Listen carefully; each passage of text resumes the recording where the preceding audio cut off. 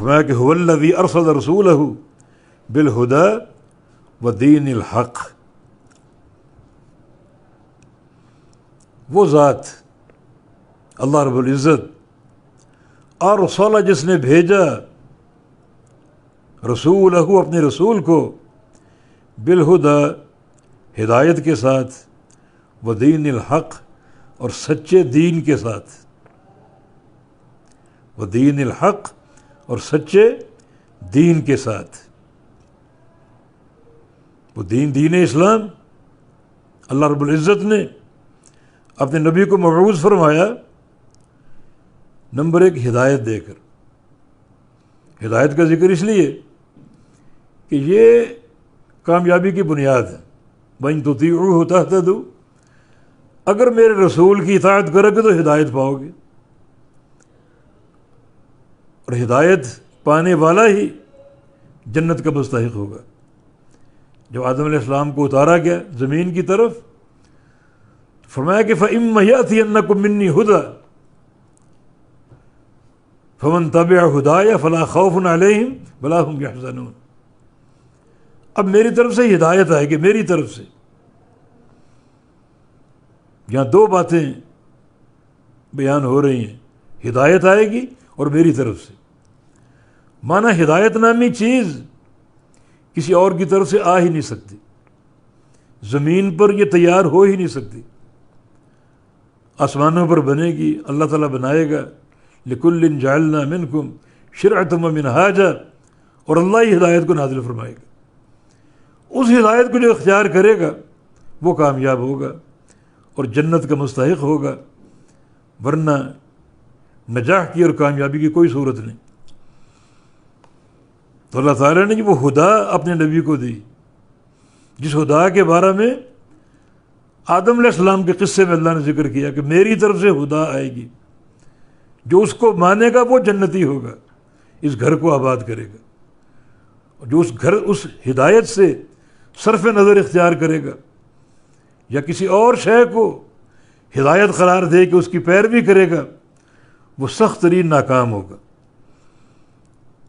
اور دین حق یہ ہدایت بھی ہے، اور دین حق بھی سچا دین، لِيُظْهِرَهُ عَلَى الدِّينِ كُلِّهِ، تاکہ اللہ تعالی غالب کر دے اس کو، اس ہدایت کو، اس سچے دین کو، علی الدین کلہ، سارے ادیان پر، جو بھی ادیان اس دین کے مخالف ہیں ان سب پر غالب کر دے۔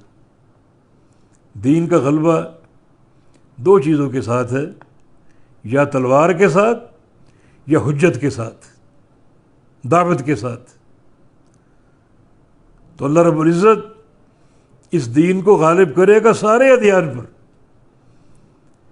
یا تو تلوار اپنا کام کرے گی، اور جو سر اس دین کی دعوت میں رکاوٹ بنتے ہیں انہیں کاٹے گی، تاکہ پیچھے والے لوگ ان کا انجام دیکھ کر ڈر جائیں اور اس سچے دین کو قبول کر لیں۔ تو بالسیف اس دین کا غلبہ، اور یا پھر حجت، بیان، دلیل، آیات بینات اور کتاب و سنت کی دعوت کے ساتھ یہ دین غالب آئے گا۔ نبی علیہ السلام کی ایک حدیث جس سے حق آشکارا ہوتا ہے اور حق تلاش کرنے میں آسانی ہوگی، لا تزال طائفۃ من امتی علی امر اللہ علی الحق ظاہرین،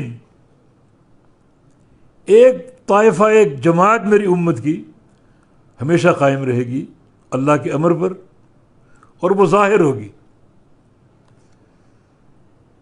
یہ بھی ایک انداز ہے حق تلاش کرنے کا۔ تمہارے پاس قرآن، تمہارے پاس اللہ کے نبی کی سنت، آیات بینات جو حق کی دعوت دیتے ہیں، وَيَسْتَنبِئُونَكَ حَقٌّ هُوَ قُلْ اِی وَرَبِّی إِنَّهُ لَحَقٌّ، سراسر یہ حق ہے، یہ دین حق ہے۔ کتاب و سنت اختیار کر لو، باقی ہر شے چھوڑ دو تاکہ تم حق پر قائم ہو جاؤ۔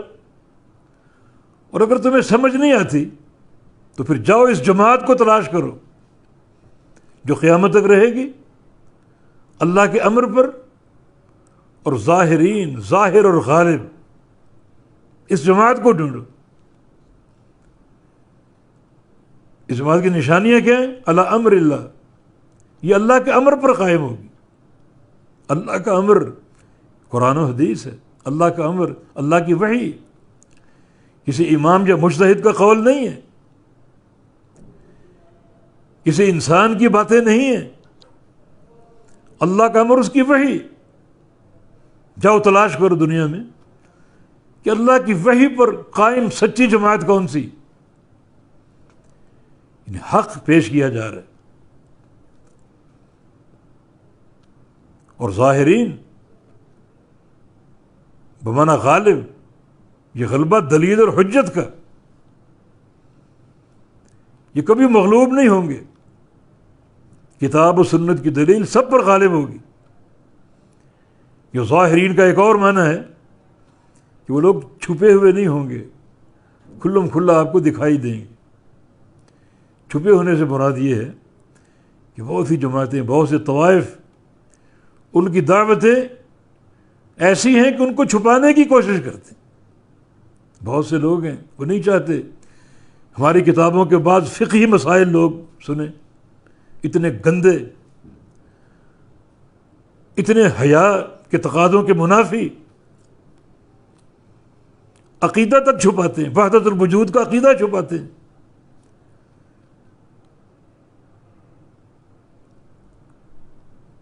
وہ اتفاق سے ایک دفعہ جہاز میں ایک عربی سے ملاقات ہوئی، وہ کہتا تھا کہ میں رائے ونڈ آیا ہوا تھا اور اب ان سے ناراض ہو کر جا رہا ہوں واپس۔ ناراض کیوں؟ تو کہتا ہے کہ وہ دن بھر میرے ساتھ ہوتے اور رات کو کچھ ایسا کام انجام دیتے، میں نے محسوس کیا وہ چاہتے تھے کہ یہ نہ دیکھیں۔ مجھے ایک حرص تھی کہ میں دیکھوں رات کو کیا کرتے، تو وہی بتیاں بجھا کر اجتماعی ذکر۔ ایک دن میں چپکے سے چلا گیا پیچھے چھپ کے، اور دیکھا کہ وہ بتیاں بجھا کر نقش بندی طریقے سے، سہروردی طریقے سے اجتماعی ذکر۔ بھئی اگر یہ حق ہے تو چھپا کیوں رہے ہو؟ نہیں، ظاہرین وہ جماعت ایسی ہوگی، ان کی دلیل کا غلبہ قائم ہوگا اور ان کی دعوت کھلم کھلی، ان کا عقیدہ، ان کا عمل، ان کا منہج، ان کی سیاست، ہر چیز واضح ہوگی۔ وہ کوئی بات، کوئی مسئلہ چھپانے کی کوشش نہیں کریں گے۔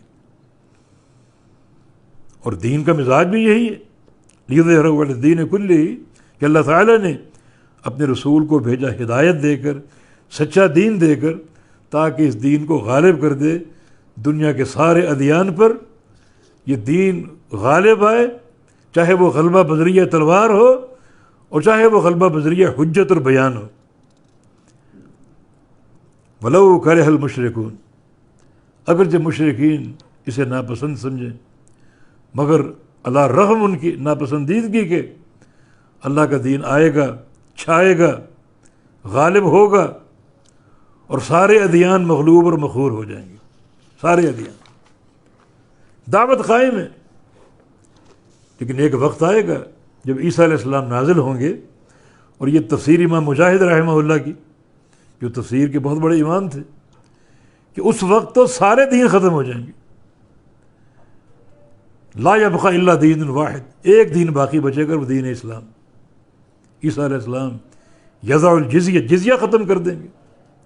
اس کا معنی یہ نہیں ہے کہ اس حکم کو منسوخ کر دیں گے، حکم قائم ہوگا مگر جزیہ دینے والا کوئی نہیں ہوگا۔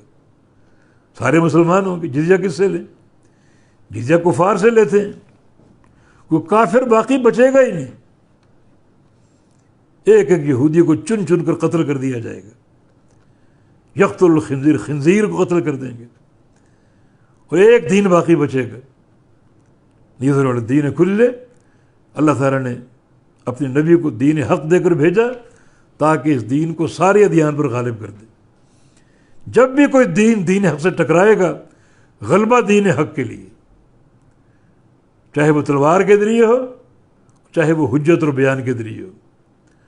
اور بالآخر یہ وقت جو عیسیٰ علیہ السلام کے نزول کے بعد ہوگا، اس وقت تو سارے ادیان پر یہ دین غالب آ جائے گا، اور اس خطہ ارضی پر دین اسلام کے علاوہ دوسرا کوئی دین نہیں بچے گا۔